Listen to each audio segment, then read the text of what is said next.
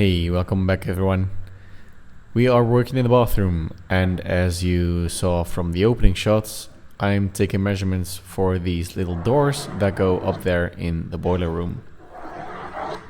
I noticed though in the design phase that I made a little mistake. The thing I tend to do while designing is going off of the belief that everything is perfectly square and straight in the real world, which it really isn't. I was happy to pick these panels up for free, secondhand. Seeing the prices nowadays for building materials, I'm very glad I did that. Anyways, these are not perfectly straight, even when you get them new, right?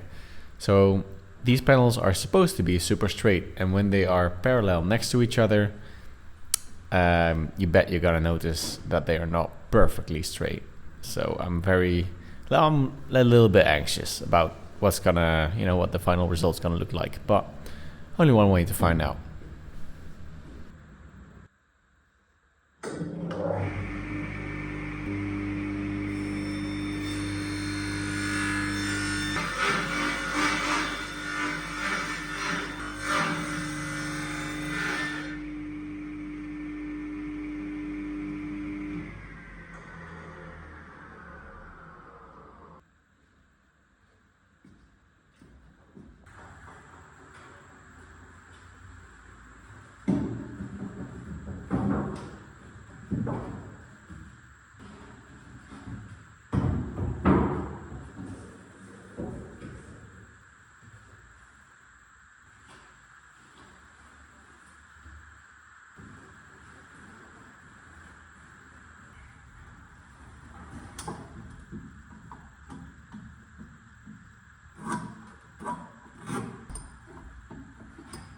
Next, I'm trying to figure out how to mount these panels in such a way that I can adjust them and easily take them off.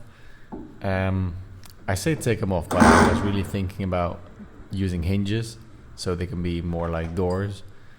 So I can easily access the room if there is, like there's a leak or something. Or I just want to store something. There's this huge space which is basically unused. Other than that is a boiler room, but I could use the extra space, I guess, so it would be nice to have doors. Anyways, long story short, I decided to go with these, not doors, not hinges. I just hang these panels up in these little L brackets that you see me mount.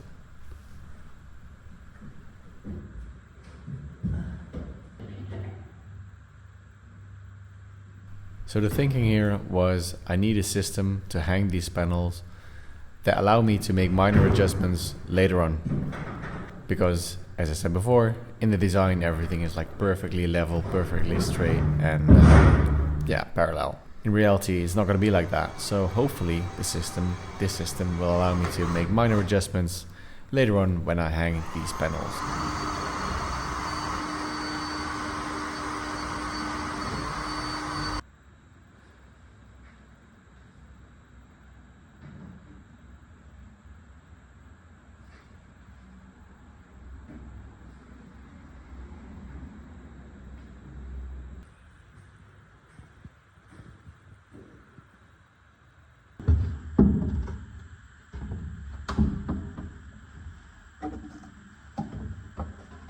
So, in addition to hanging them like this, I want them to have a little offset to these vertical beams. As you can see me demonstrate here. So I want a little spacer in between the panels and these beams. I think it looks nice, but more importantly, I think it allows for better airflow so that moisture doesn't accumulate up there in the boiler room.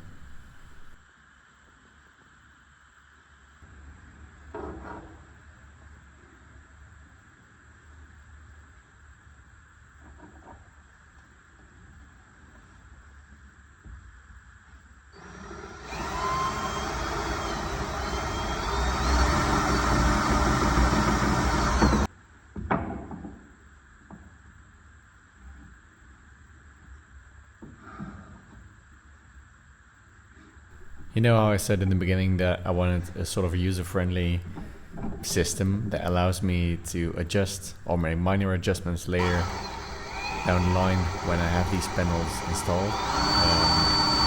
This is not that system, I think.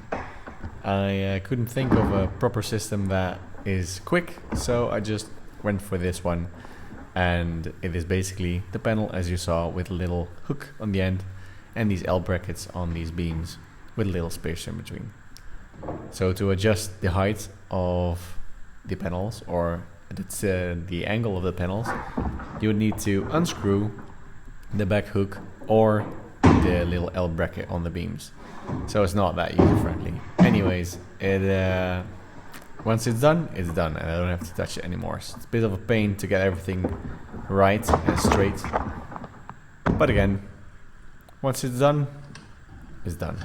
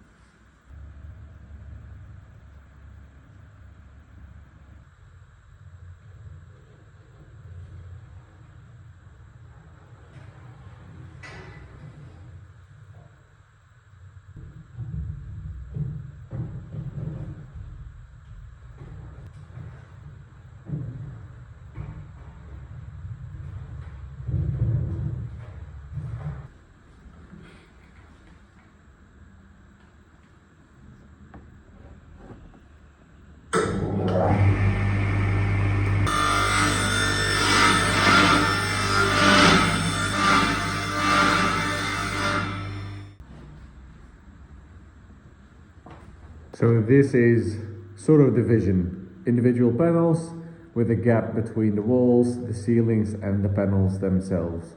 But basically this is the idea. It's quite hard to get them exactly parallel, but this is looking alright. So if I can do this for all of them, I'm happy.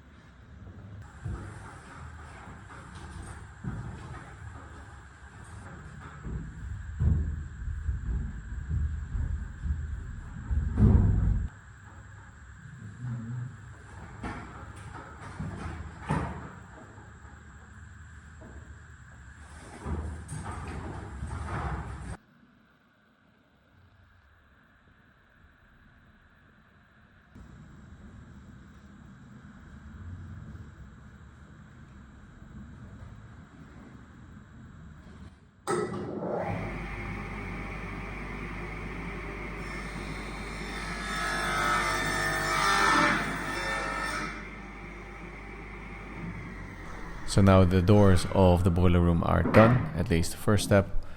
I'm ready to tackle something that I've been postponing for a few days. I don't know if you remember, but in earlier videos I shared the design for the bathroom. And in this design there was a green ceiling. Now the question is how to attach all this greenery to the ceiling. And there's a couple of options, as always. And this is one of them.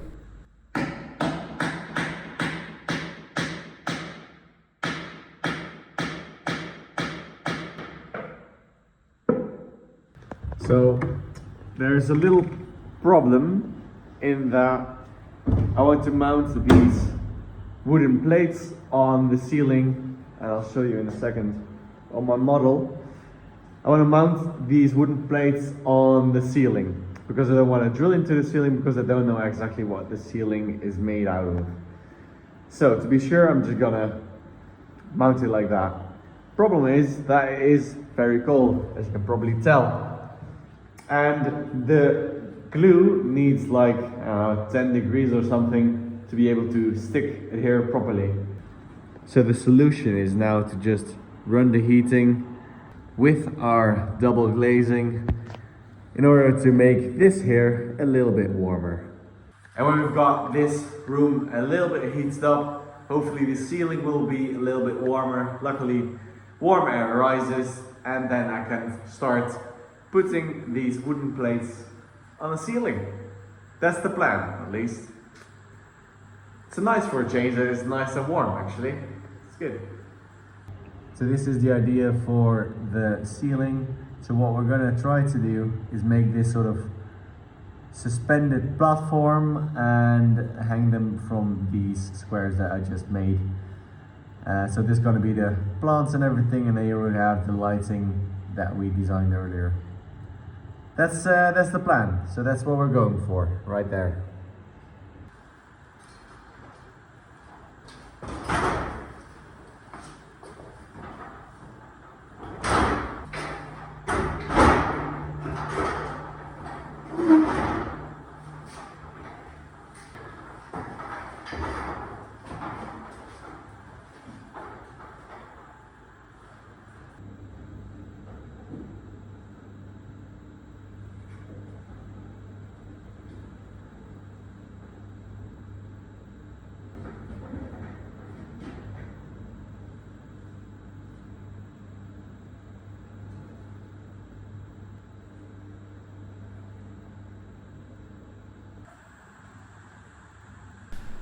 Knowledge and experience really helps you visualize what you're trying to make, and I wouldn't say I have none, but I've not got that much experience yet with basically everything.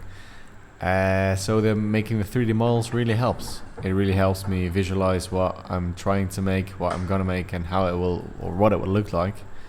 So also the dimensions and the angles, for example, the position I'm choosing for these plates on the ceiling kind of really matters.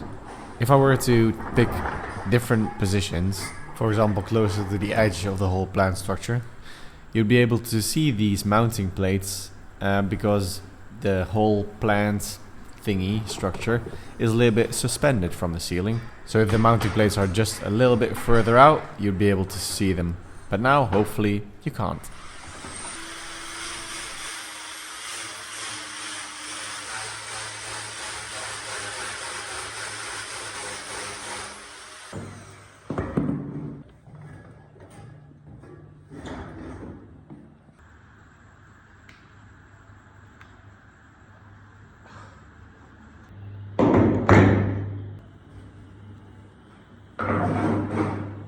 Moment of truth to see if it will stick to the ceiling.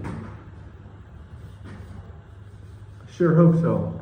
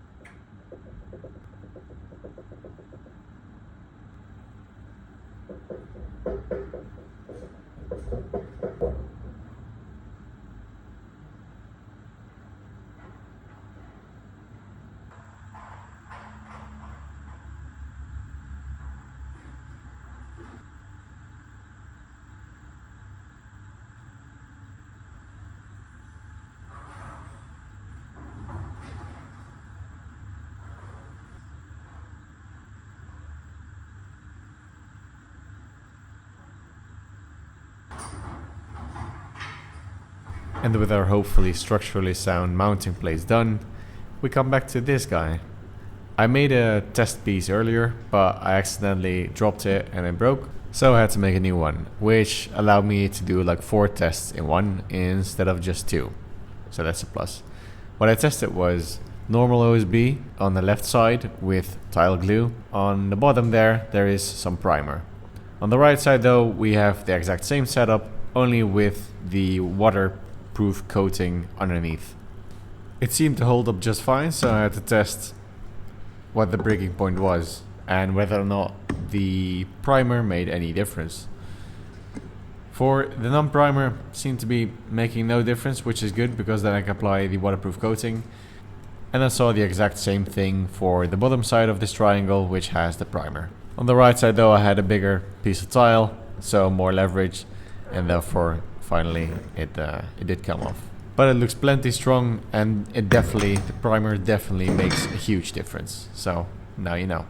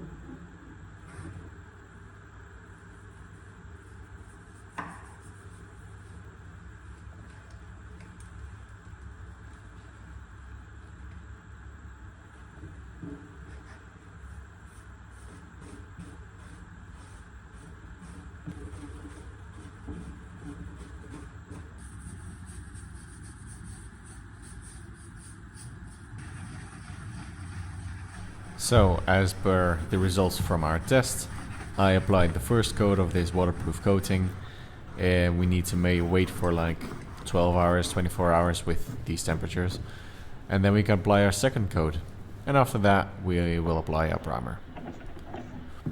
With this job done, we move on to one of the next jobs, which needs higher temperatures, and that is painting. I know the walls are not perfect, but that is alright. I did some tests with lighting in the living room, and I think I quite like the sort of rustic, not super flat, wabi-sabi walls. So I think I'm going for that. So we will do some repairs to this wall, but this first light coat is just to see what a very light coat would do to the wall, and if it would make any difference, and what the wall would look like. So with that done, I can finally go to bed.